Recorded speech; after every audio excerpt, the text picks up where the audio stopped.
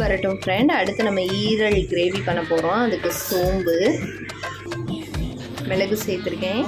அடுத்து ஒரு கைப்பிடி தேங்காய், நல்லெண்ணெய் ஊற்றிக்கிட்டு சோம்பு,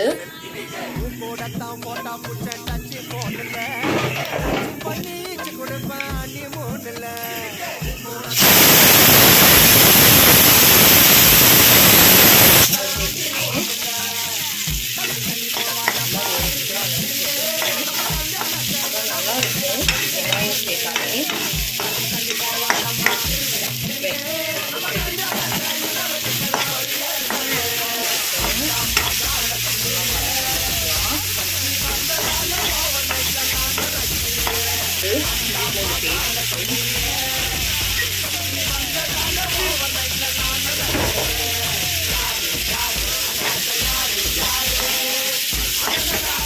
நல்லா ஸ்டார்ட் பண்ணி விட்டாச்சா.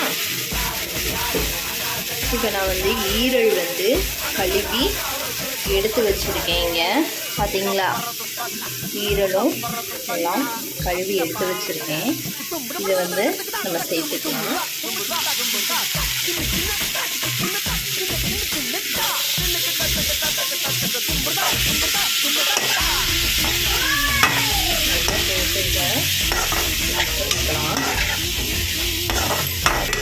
மிக்ஸ் பண்ணி விட்டாச்சு.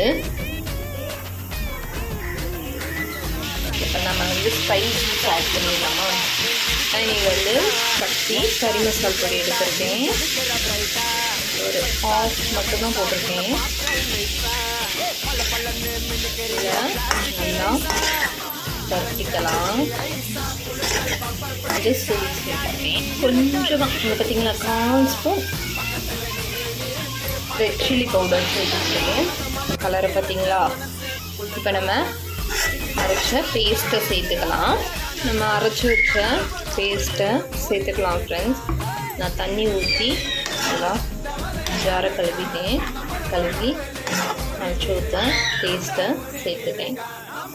இதை நல்லா இதாகட்டும் போட்டு நம்ம குக் பண்ணிக்கலாம் ஃப்ரெண்ட்ஸ். மிளகு போட்டு ரெடி ஆகிடுச்சு.